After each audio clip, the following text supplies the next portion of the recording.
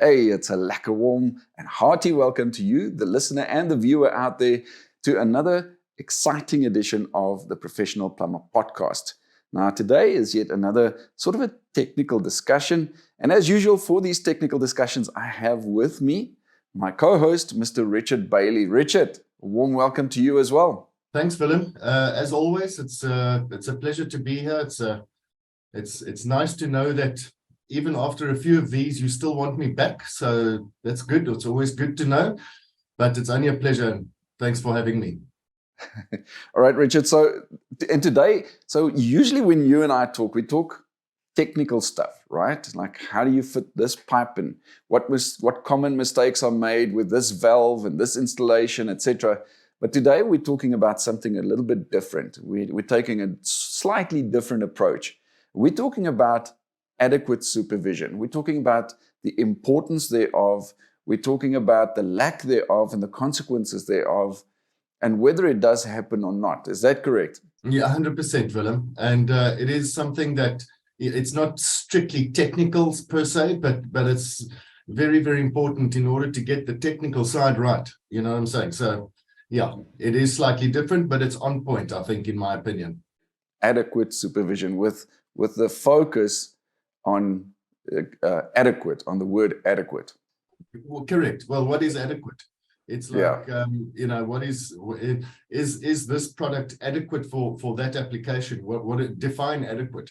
So yeah, we will have a look at that and we'll go into that and just sort of put my thoughts on record, so to speak. I'm not the definitive authority, but it is, from a technical perspective, it is vital that we get it right.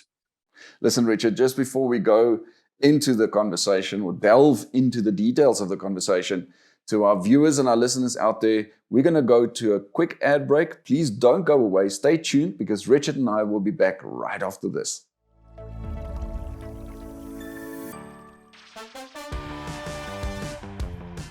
It's an exciting time to be a professionally registered plumber.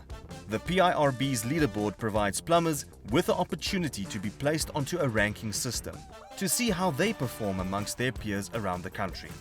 This ranking system enables both plumbers and consumers to identify top local plumbers and monitor their performance nationally and regionally. Consumers will always look for the best, and at the top is where you'd want to be. It is therefore very important to be dedicated to continuously upskilling yourself through continuous professional development activities. The CPD points you accumulate during the CPD program will allow you to be rated on the leaderboard as you grow. The ranking system runs on a 3-month rolling average, where you can find yourself at the very top by accumulating more points than your peers. Top-ranked plumbers also stand a chance to win prizes through a lucky draw, where winners are announced on the PIRB's Plumbing 101 shows on YouTube. Do not miss out on the opportunity to be highlighted as an elite plumber in South Africa. Start accumulating points and become one of the best.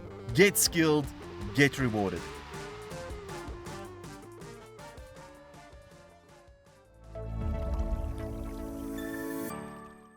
Welcome back. You're still tuned into this exciting edition of the Professional Plumber podcast, a sort of a technical discussion in which Richard Baillie and I are going to talk about adequate supervision and the importance thereof. Why is it so important? And the fact that it doesn't get done. And hence my next question, or my first question to you, Richard. Are there many instances in which plumbing work is carried out without being properly supervised? Yes, the simple answer is yes, Willem. We see it all the time, and we're going to get into the reasons or the difficulties a little bit later. But to answer your question directly, yes. The standards are quite clear when they say that any plumbing work undertaken has to be done by a suitably qualified plumber or done under adequate supervision of a suitably qualified plumber. And you'll notice those words coming in, suitably and adequate and that. But unfortunately, for a lot of reasons, and it's not always the plumber's fault or the business owner's fault, the fact of the matter is that a lot, I would say the majority, in fact, I'd even put in the word vast majority of plumbing work that is being done out there in this country at the moment has not been adequately supervised, and it's being done by semi-skilled labor and sometimes unskilled labor. And then there is a huge lack of adequate supervision across the board. Now, it opens up a number of other questions, so we're not going to go into it here, but I mean, we could ask the question, why is it so? Why is it like this? Why is the landscape such that it allows for this kind of, I must choose my words carefully, I wouldn't say abuse of the system, but allows for this nonchalance when it comes to taking this trade seriously, So, but that's a different discussion. The answer to that question is absolutely, there are huge amounts of work that is being done unsupervised, and it results in sometimes very, very bad results. That's where we're going to focus on, because the thing is, certainly there are some jobs that require the supervision of a properly qualified, licensed plumber more so than what others do. And before you answer that question, Richard, I want to say to you now that you said, the fact that there are work being done by non-skilled people or semi-skilled labor, that often results in very bad things, which to me translates to the fact that there are risks associated to plumbing work being done by unqualified people that are semi-skilled or unskilled for that matter. Willem, I would say it's partly correct. So nobody can deny that, for example, a badly installed geyser is potentially a major, it's a death trap, it could be, or a very badly installed sewage waste system going into an open septic tank, is a major health risk. So there are certainly some big ticket items, for want of a better description, that nobody would disagree that it requires a certain level of expertise and supervision. However, I wouldn't go so far as to say that there are some aspects of plumbing and any plumbing installation that don't require adequate supervision. If you know plumbing, which is any trade or any profession, everything fits hand in glove, and by making a mistake further up the line, you're causing a problem further down the line. And when you start to make tasks seem less important than others, you're setting yourself up for failure. So I would say people do need at some point to let go of the reins when you're teaching somebody and allowing them to find out for themselves. I think the best teacher is making mistakes. So in that sense, yes, you can let certain things go, but you are still supervising them, because you come back afterwards and you criticize with a positive intent and so on, and you're still supervising them even though the mistakes have been made. Once those mistakes have been made, you can identify them, you can explore why it's a problem, and you can show how to rectify. So that to me is still adequate supervision, even though the physical work is being done at the time without my supervision. I still come back at the end of the day and say, let's look at and review as what you've done. Let's look at the reasons as to why this went wrong and what could happen. What could the knock-on effects be further down the line had we left it like this?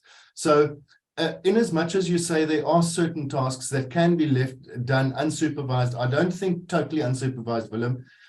You've got to keep handle on it, and you've got to really just remain very much at the coalface in order to instill that mindset in the labor, the semi-skilled, the very skilled, the highly skilled, and then of course qualified and so on, and licensed and registered and so on. That journey, you've got to be at that person's side throughout that journey. And if you just leave them to their own devices, nobody wins. Nobody wins at the end of the day. So I think the basic answer, well, the point I'm trying to drive here is that all parts of a plumbing system will fit into each other, and they all contribute to the overall performance of that plumbing system. So I think they're all as important, from the way in which the trenches are dug to the way in which the pipes are laid. It all makes a difference, and it's all important. So you cannot lay a sewage pipe without understanding how to dig a trench. And I mean it. It sounds crazy, but it's true. So even trench digging and wall chopping, you've got to do with other things in mind. It's not just digging a hole. It is digging a hole for a particular purpose. So I think adequate supervision is across the board. And yes, you can leave it alone for 3 hours or 4 hours, but then you come back and you review it and you have a look and you have a discussion, you know? Yeah, sort of do your own kind of inspection when you come back, because after all, you know, supervision, and we're speaking of the word adequate, and then we can say, it's easy to say, but the word adequate is it's a, you know, is it, what is that word called? Relevant? Is it? Yeah. You know, like they say, how relevant is it to you? What is it to you? What does it mean to you? Or what does it mean to me? It can differ. But the fact is that if you're not there on site, if it means that you have to go out and quickly buy something and come back while your staff has been performing certain tasks, then certainly that translates to checking up on what they've done and making sure that it was done according to the requirements of standards. Well, that's it. And sometimes, unfortunately, in the lives we live as business owners, and that even if you're a qualified plumber that is employed, that is in charge of more than one team, unfortunately, it's sometimes impossible to physically be on site everywhere. And so, you know, that supervision, so to speak, could take other forms, such as photographic review, you know, etc. So, but it's important to keep doing that, to keep it up, and to have that precedent set. You can't just allow things to slide and go on the way they were for 3 years, you know, for 3 years. Keep that finger on the button. Listen, Richard, I've got a couple of more questions that I want to ask you, but we're going to cross over to another quick ad break. So for our listeners and our viewers out there, please don't go away. Do stay tuned. Richard and I will be back right after the ad break.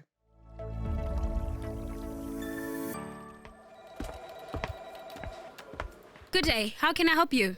Hi, I'm here to log in my COCs, but I seem to be having an issue with my computer. No problem. But did you know that you can log your COCs using an app on your cell phone? Oh, what app is that? It's called the App Plumber. Do you have a smartphone with you? Yes, I do. Oh well, let me show you how it works. Not only can you access your PIRB profile on the App Plumber, but you can also earn CPD points while exploring the plumbing industry in the palm of your hand. Download the app from Google Play Store and join thousands of other happy users.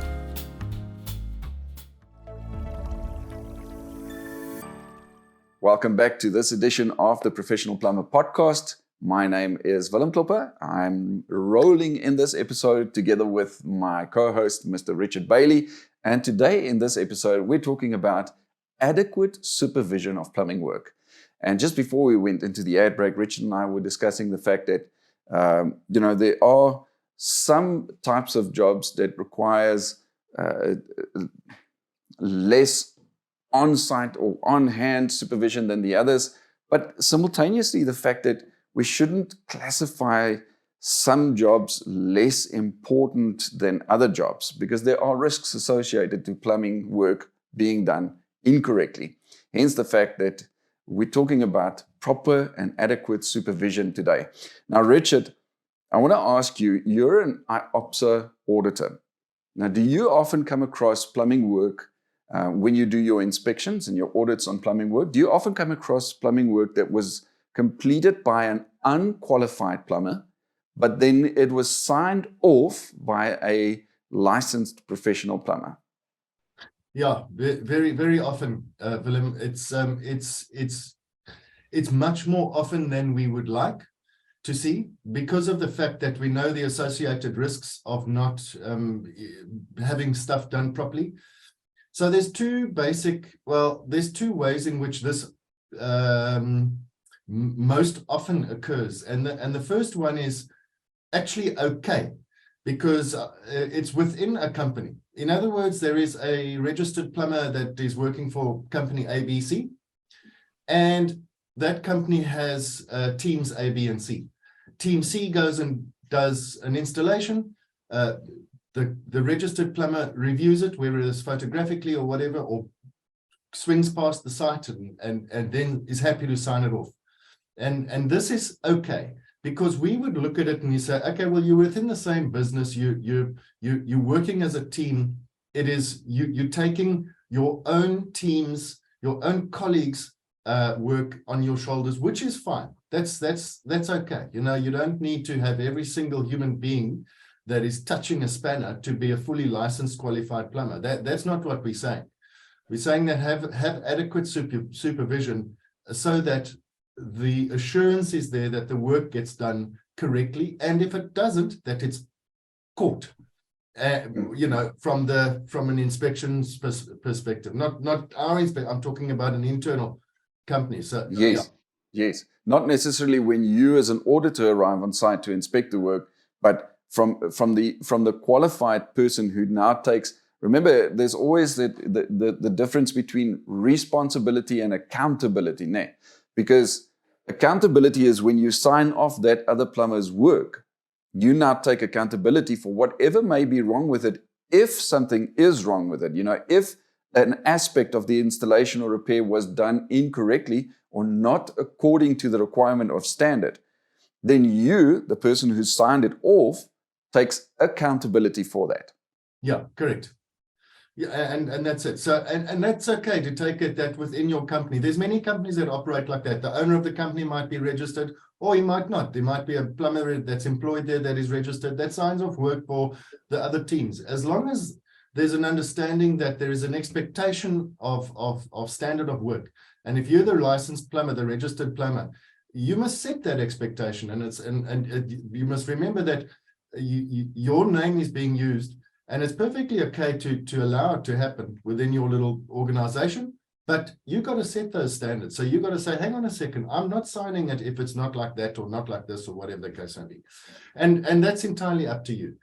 But then we get a lot of others where the work has been done by a totally unqualified, unlicensed, totally out of the loop, picked up some plumbing skills wherever, and did an installation, and he's got a mate that is registered, and that mate just signs it off, and he does it dozens of times, and then every now and again he gets audited, and it just gets shown how very badly incompetent the work is.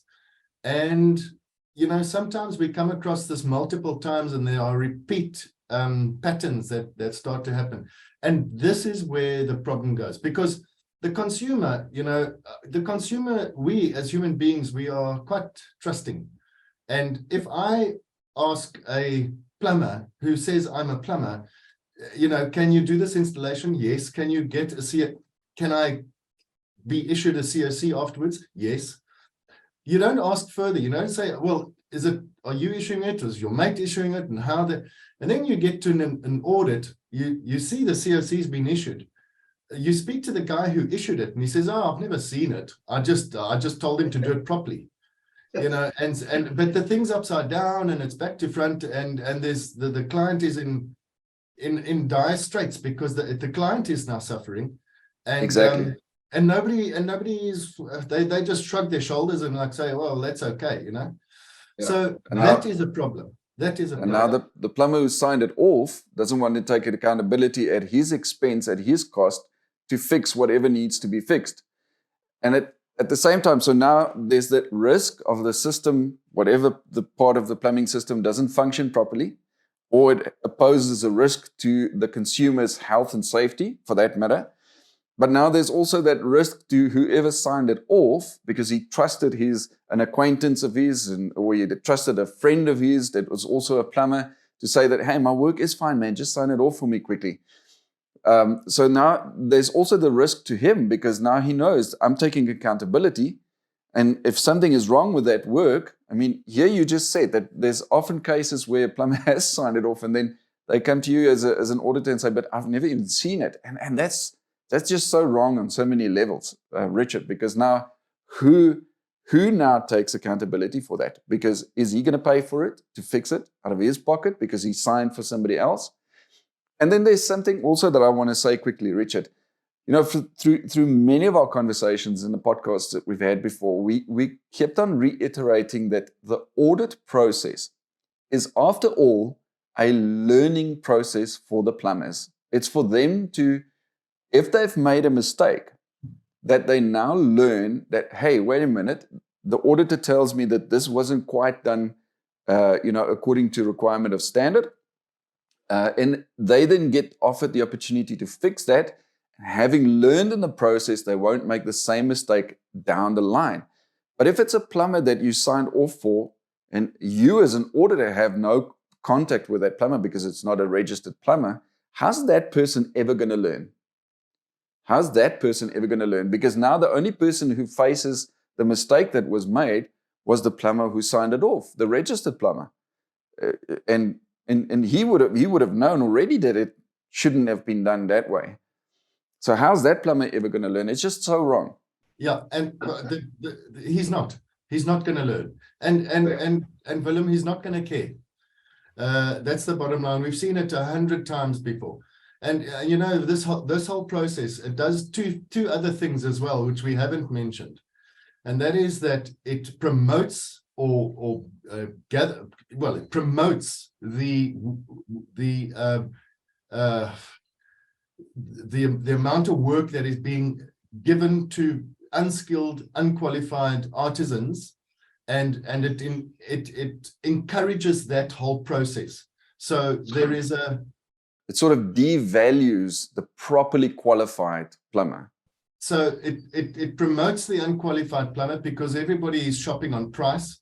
Nobody's really wanting to take their head out of the sand and admit to themselves that it should be quality first and price second, although we all know it deep down. We just don't want to admit it. And so everybody shops on price. So it promotes that whole thing. And then it devalues and undermines the qualified and registered plumbers. It devalues us because we are then seen as one entity. Plumbers are here, and this is what they produce, regardless of who and what. But you've just experienced a guy that has literally seen his uncle do 3 things over the last 3 weekends, and you've expected him to do a job that should take you 5 years to learn how to do.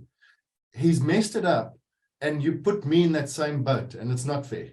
So that's the other thing that it does. So we're running out of time for this episode, but I've got one last question for you. And I think that this is the burning question in the hearts and in the minds of all the listeners and the viewers out there as well. Now, you and I have alluded to it a little earlier on in the conversation, is the fact that any person, you only have 2 hands, 2 feet, one set of eyes, one head. You can be only at one place at a time. So you've alluded to the fact that it becomes difficult for people to achieve that adequate supervision that is required. And I mean, the standards actually requires it. The standards require it. How does the average plumber achieve this? What options are there? How can they do this? I've got a couple of notes here which I'll go through, but the one thing is just mindset, Willem. It's mindset. You just gotta know that it's necessary, and know that it's got to be done, and then the human spirit takes over, and you make a plan. So I think first and foremost, you need to upskill yourself. You cannot supervise or train your staff if you don't know the answers to the questions they are asking. So you've got to first and foremost upskill yourself so that you are the knowledgeable one. You are the one with all the answers. And if you're on that journey and you still lack some answers, then phone somebody like me. Our phones are always on. I mean, Steve van Zyl, Steve Brown, Gerry Botha, we all got our phones on, Kurt Vermaak, and we all answer those questions. Phone your auditor that you know. So we really don't mind. In fact, we love it. We love those phone calls. But upskill yourself and ask the questions. And then you've got to train your staff. You got to train, and I'm not saying like you got to have 6 weekends in a row at 10,000 rand, just ongoing training and just little bits and pieces. Say, hey, look at this, take a practical example. This is what happened yesterday. Could we not have done it like this? You see the result of that. Spend time training your staff to the technical side of things. And that's an ongoing, never-ending process, but just have that mindset of doing so. And then teach them the other skills whereby they can help you to maintain control. In other words, teach them how to take meaningful pictures. And that sounds silly, Willem, but I mean, if I come up and I take a close-up picture of a TP valve, yeah, I can see the TP valve, but I cannot see the context in which it's installed, or whether the pipe from it has got a fall, or whether there's space to replace that TP valve. So yes, I can see the TPs there, but I can't see the context surrounding it. So teach them the importance of this kind of thing. And perhaps if there's a lot of plumbers there with very good systems out there, and I know a few of them very well, and they're doing incredibly well, where they upload those pictures from site, and the owner gets notification before that plumber leaves site. He can pick up the phone and say, no, you've left this out, you've done that, whatever, and it works like a charm. So that's where it can get to. I wasn't very good at that, building systems when I had a thing. So I had a very, very manual system, but each to his own. And you just got to have that mindset of keeping your finger on the pulse, so to speak, and be diligent with those pictures. Just because you receive 5 pictures from your plumber, have you seen that the earth strapping has been tightened enough? Is there a picture showing the tight earth strap? Well, if the answer is no, then you cannot tick that box. So be diligent with the pictures and say, guys, we need pictures of everything. This. You've got to just drive it and drive it and drive it so that it does start to change, and it's a hard change, but it will change. And then do site visits as much as possible. We're all busy. We all got businesses to run. We're all running around, but do, where you can, do site visits and go and physically look and say, guys, well done. This looks brilliant.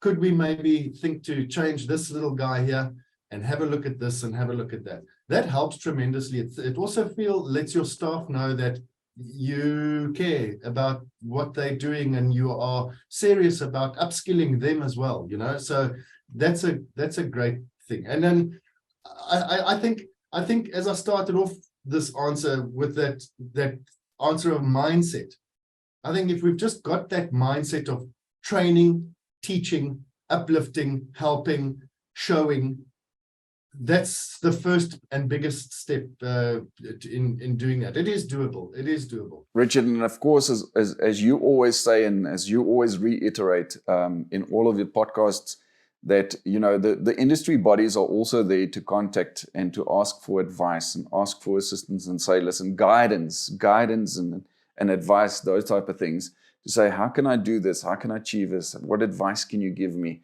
How can you guide me on doing things a little bit better or more sufficiently? But yeah, it is good to know that the industry bodies back the plumbers and are there for them. You know, that phone call, make a phone call, send an email. Richard, I want to thank you again, because you represent the industry bodies and you come in and do these little technical, let me not call it little or refer to it as little, these conversations, the short conversations that we have about, you know, the technical aspects of plumbing. So thanks for your time and your effort and the valuable information that you share with us. Always a pleasure, Willem, as you know. So no, only a pleasure.